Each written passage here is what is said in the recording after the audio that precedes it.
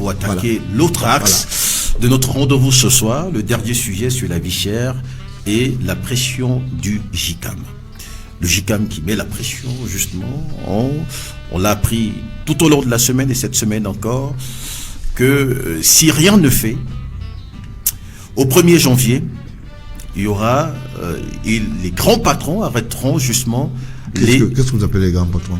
Au sein du JICAM, il y a des patrons qui ont des entreprises qui ont pignon sur rue et qui, du point de vue de la taille de leur entreprise au Cameroun, ils peuvent être... Et ils vont arrêter quoi? Les importations. Les importations. Et l'État a fait justement, enfin, je vais dire, un signe d'assouplissement vers ces importateurs en affaissant un tout petit peu les droits de fret. De 80%. Seulement, on a vu le président du JICAM remonter au créneau pour dire justement que ça ne suffisait pas. Et entre-temps, la vie coûte plus cher, nous sommes en décembre et la canne c'est bientôt. Est-ce qu'en tant qu'homme politique, vous comprenez cela? Que le panier de la ménagère souffre de plus en plus au Cameroun? Est-ce que vous pouvez me prêter langue en me donnant le nom du patron de JICAM? Parce que j'ai oublié son nom quand je montais aux escaliers. Bon, je vais le faire. Célestin Tawamba. Ah, d'accord, ok. Vous comprenez le reste? Toutefois, sachant que vous... Vous comprenez le reste? Je comprends pas. Vous comprenez pas? Je comprends pas. Okay. Vous savez, quand on est formé on dit des choses. Vous savez, l'autodidacte est autorisé dans tous les pays du monde. Mais le pays le plus engagé dans l'autodidacte et les autoproclamés dans les professions, c'est le Cameroun. Et c'est pour cela que de temps en temps, la pédagogie de l'expertise prend un coup. On se comprend très bien. On vend des allumettes ou des boîtes d'allumettes, on devient un exportateur. Mais quand on va demander au ministère des Finances l'exonération du riz qui va échouer dans le régime commercial du Tchad, en tonnage, là on n'a pas atteint l'économie du pays. On est homme d'affaires. Et ça se passe couramment. Toute honte bue. Je voulais simplement dire aux auditeurs, radiospectateurs, que c'est du n'importe quoi. On salue au passage Loïc Cody. D'accord? C'est du n'importe quoi parce que quand il n'a pas l'expertise et la mauvaise foi s'établit, vous savez combien d'argent, comme on dit, combien d'argent, je parle comme au quartier, pour que tout le monde, je sais pas, je vous l'ai dit, c'est un tourloupe que j'appelle JICAM. Moi j'appelle ça un tourloupe. Peut faire perdre l'économie parce que les gens ont les doubles registres de commerce qui utilisent de temps en temps leur manteau de hommes d'affaires qui appartiennent à un système politique aux affaires et qui mettent en mal l'économie. Supposons que le sucre qui est imposable sur 2 bateaux, il faut payer 100 millions.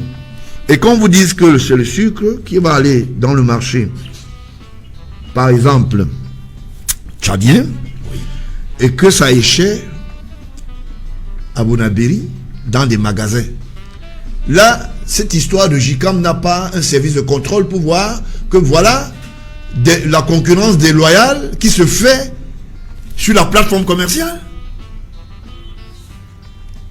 Je connais un ancien pédagogue de cette mafia. Mais laissez-moi parler s'il vous plaît. Allez-y. Je connais un ancien pédagogue. C'est un ancien délégué de la communauté urbaine. Je ne veux pas donner son nom.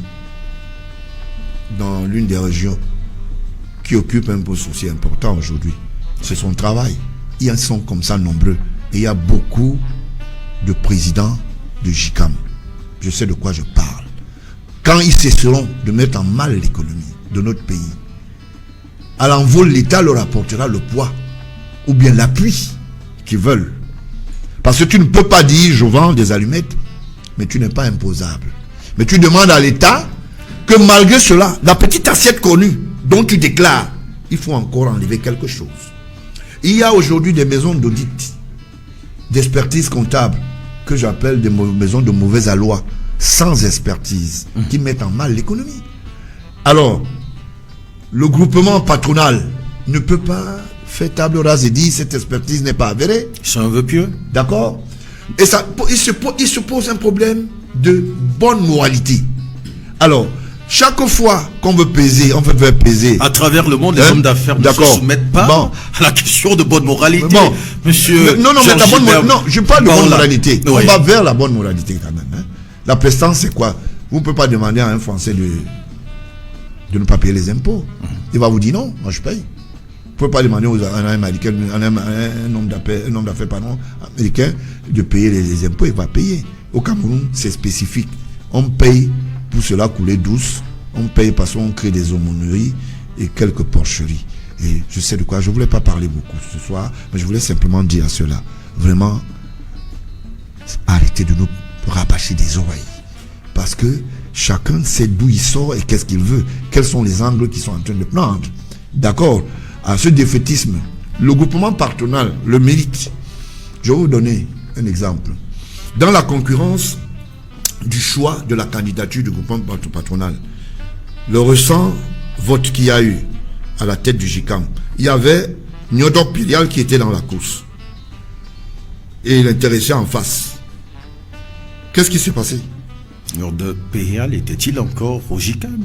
Il était directeur général de Tradex et membre de cette institution. Oui. Il avait vocation de vouloir, il avait droit de se faire publicité en déposant. Qu'est-ce qui s'est passé? Ça s'est arrangé entre deux lunettes, des amis. D'accord? J'ai donné un exemple comme ça. Vous avez compris? Et quand les gens le disent, on ne va pas aller réveiller les morts. On ne va pas aller réveiller les morts. S'il faut réveiller les morts, on pourra les réveiller en cas de nécessité. Donc, l'actualité qu'ils disent aujourd'hui qu'il y a un problème.